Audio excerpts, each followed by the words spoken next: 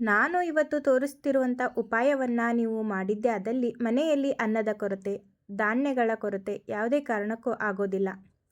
ನಾನು ಇಲ್ಲಿ ಒಂದು ಭರಣಿಯ ತುಂಬ ಸಕ್ಕರೆಯನ್ನು ತುಂಬ್ತಾ ಇದ್ದೀನಿ. ಸಕ್ಕರೆಯನ್ನು ತುಂಬಿದ ನಂತರ ಇದರ ಮಧ್ಯದಲ್ಲಿ ಒಂದು ಬೆಳ್ಳುಳ್ಳಿಯನ್ನು ಇಡಬೇಕಾಗುತ್ತೆ. ಒಂದು ಬೆಳ್ಳುಳ್ಳಿ ಅದು ಕಾಣದ ರೀತಿಯಲ್ಲಿ ಅದರ ಮಧ್ಯೆ ಸಕ್ಕರೆಯನ್ನು ಹಾಕಿ ಇಡಬೇಕು. ನಂತರ 9 ಲವಂಗವನ್ನು ತಗೊಂಡಿದ್ದೀನಿ. ಈ ಲವಂಗಗಳನ್ನು ಸುತ್ತ ಚುಚ್ಚಬೇಕು. ಸುತ್ತ ಚುಚ್ಚಿದ ನಂತರ ಮಧ್ಯದಲ್ಲಿ ಒಂದು ಲವಂಗವನ್ನು ಇಡಬೇಕು.